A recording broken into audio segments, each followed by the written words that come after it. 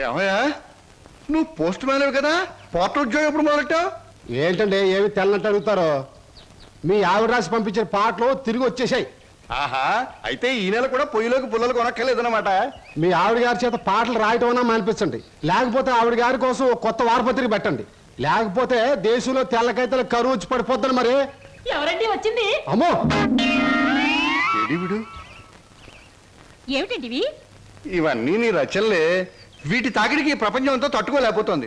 కొన్నాళ్ళకి ఈ ఊరంతా ఖాళీ చేసి పోయేటట్టున్నారు. ఊరు అంటే జ్ఞాపకం వచ్చింది. 1952లో సొంత ఊరు అనే సినిమా వచ్చింది కదా. ఎన్ని సెంటర్స్ లో 50 రోజులు ఆడింది. ఆ చిత్రంలో హీరో ఎవరు, హీరోయిన్ ఎవరు, డైరెక్టర్ ఎవరు? కింద జనంలో నువ్వు పిడకై ఉంటావే, నేను పోయే ఉంటాను. అప్పుడు నిన్ను కాల్చాను, ఇప్పుడు నన్ను కాల్చు తింటున్నావు. ఏంటండి? ఇటు కాదు, ఇటు పోతాను. పిన్ని, మళ్ళీ ఏమిటో. ఏమిటి పిన్ని, ఏమిటి గొడవ? ఏం లేదురా, ఈ మధ్య ఎవరికీ సినిమా పరిజ్ఞానమే ఉండటం లేదు. అదే నాకు చాలా బాధగా ఉంది. ఇదిగో లోపలికి వెళ్ళటానికి వీల్లేదు. ఇక్కడే పడి ఉంటానే.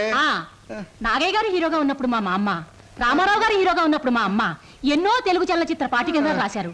నేను ఇప్పుడు ఒకటి అలాంటిదే రాద్దాం అనుకుంటున్నాను. ఎవరు పట్టించుకోవటం లేదురా. పిన్ని, నువ్వు ఎవరిని ఏం అడగకూడదు.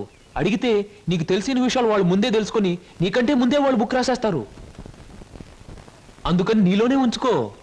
నీకు ఒకటి తెలుసా, నీ బుక్ కవర్ పేజ్ బొమ్మ బాపు గారి చేత వేస్తున్నాను. అలాగా? ఫ్రంట్ పేజ్ ఏమిటో తెలుసా? ఏమిటి? రమ్ పమ్. చాలా బాగుందిరా.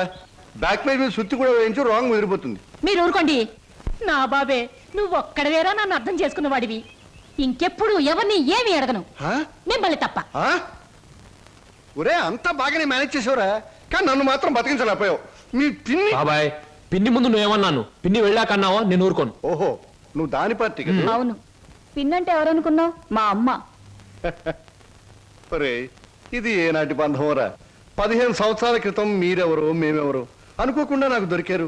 ఈ 15 సంవత్సరాల్లో మేము మీకే ఆప్యాతలు కురిపించామో తెలియదు, కానీ మీరు మా కన్నబిడ్డల కంటే ఎక్కువైపోయారా. అది మా అదృష్టం బాబాయ్. నువ్వు లేకపోతే మేమేమైపోదు. చూడమ్మా, రిటైర్డ్ స్టేషన్ మాస్టర్ గా చెప్తున్నాను, పచ్చ జెండాకి పరిగెత్తే రైలుకి బంధుత్వం ఉండక్కర్లేదురా. పచ్చ జెండా ఊగిందంటే రైలు పరిగెత్తి తీరాలి, దాని డ్యూటీ. రైలు పరిగెత్తే ముందు పచ్చ జెండా ఊగాలి, దాని బాధ్యత. మన బంధుత్వాలు కూడా అంతేరా. అయ్యో, టైం అయింది బాబాయ్.